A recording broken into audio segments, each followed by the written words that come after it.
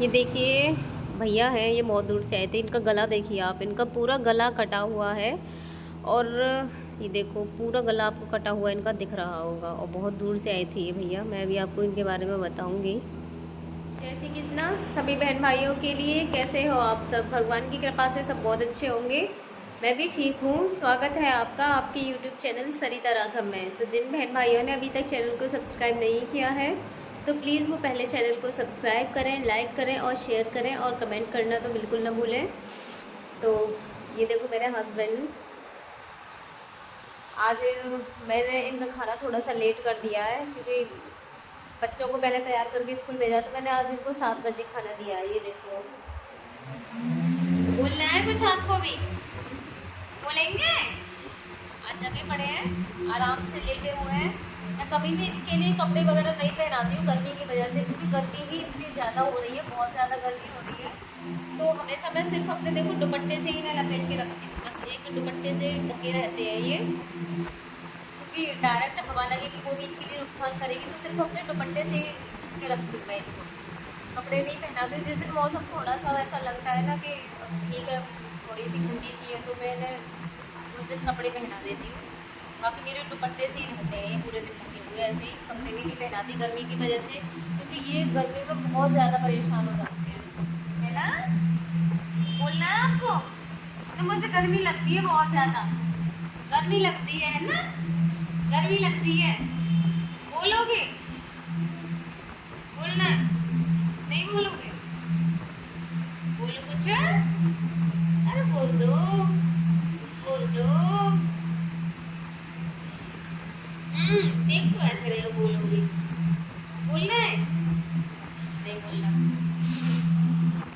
तो बच्चे भी मेरे अब स्कूल चले गए हैं, क्योंकि मैंने उन्हें तैयार करके भेज दिया है। उनका स्कूल भी थोड़े जल्दी का ही है, 7 बजे का स्कूल है उनको। तो मुझे भी थोड़ा जल्दी उठ के काम ख़त्म करना पड़ता है। अब आपको तो पता ही है बच्चों का काम कितना होता है, इनका भी है, सारी चीज़ें मुझे देखनी पड़ती हुए। सुबह ही सुबह इनको दवा देनी, फिर खाने के लिए देना, इनका माउथ वगैरह साफ़ करना, दांत साफ़ करना, फिर बच्चों को तैयार करना, उनके लिए हर चीज़ की तैयारी करनी। तो आप समझ ही सकते हो कितना टाइम लगता है। तो सब तो चले गए हैं, अब करूँगी घर का काम, क्योंकि घर का काम मैं बाद में आराम से करती हूँ। मैं सिर्फ इतने ही बीच में झाड़ू वगैरह लगा लेती हूँ, किचन में लगा देती हूँ, पूजा वाले कमरे में लगा देती हूँ, और गैस मैंने बाहर रख ली तो वहाँ पे लगा देती हूँ। बाकी का मैं फिर बाद में लगाती हूँ जब बच्चे स्कूल चले जाते हैं, और ये इतना काम हो जाता है। तो अब मैं करूँगी जल्दी जल्दी अपने घर का काम।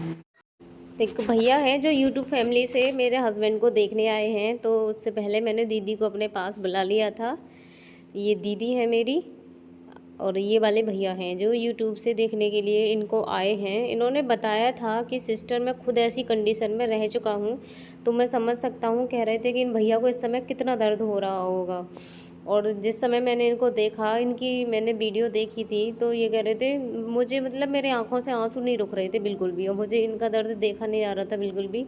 ऐसे लग रहा था बस मैं जाऊं और देखूं। कह रहे थे मैंने तुमको बहुत बार कांटेक्ट भी किया था, लेकिन आप फ़ोन नहीं उठाती थी। मेरा ऐसे ही है, मैं थोड़ा बिजी ज़्यादा रहती हूँ, काम रहता है, तो मैं नहीं कर पाती हूँ रिसीव। फ़ोन आते हैं तो मैं उठा नहीं पाती हूँ फ़ोनों को।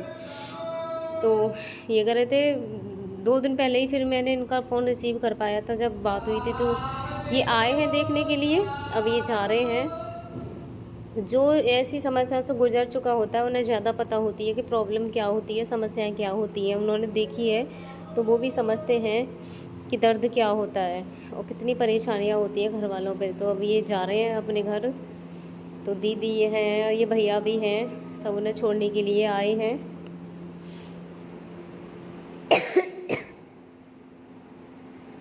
तो बस ऐसे ही है, देखो इतने अच्छे अच्छे लोग भी हैं जो इतनी दूर से आते हैं देखने के लिए। अब दिख रहा है इनका गला कितना कटा हुआ, मतलब पूरा गर्दन ये इनकी कटी हुई है। बता रहे थे इनका गला है ना, ये निकल के बाहर गिर गया था बिल्कुल। तो डॉक्टरों ने तो इनसे ये भी बोल दिया था कि तुम कभी बोल नहीं पाओगे, लेकिन कह रहे थे कि मैंने कोशिश की और बस भगवान की कृपा से सब कुछ ठीक हो गया, और आज मैं बोलता भी हूँ।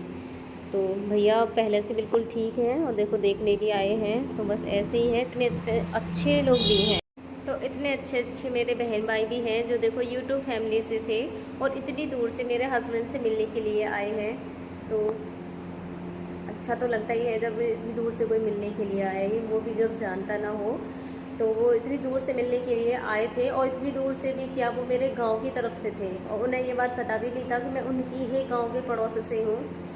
वो तो बस मुझे बुलंदशहर को से जानते थे, क्योंकि मैं सभी को बताती हूँ कि मैं यूपी बुलंदशहर से हूँ, क्योंकि मेरी जो ससुराल है वो बुलंदशहर से ही है। मेरा डिस्ट्रिक्ट जो है वो यूपी बुलंदशहर है, तो मैं सबके लिए वही बताती हूँ, क्योंकि इस टाइम तो मेरा वही है।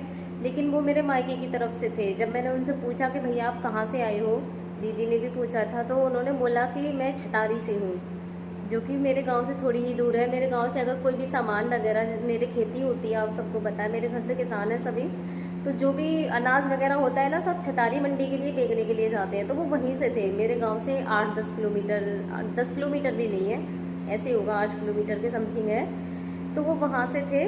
जब मैंने पूछा, मैंने कहा भैया आप तो मेरे गांव के पास से ही हो, वहाँ पे आते जाते रहते हैं सभी, तो कह रहे थे सिस्टर जब मैंने आपको देखा मुझे ऐसे लगा था कि मैंने इनको पहले कभी देखा है।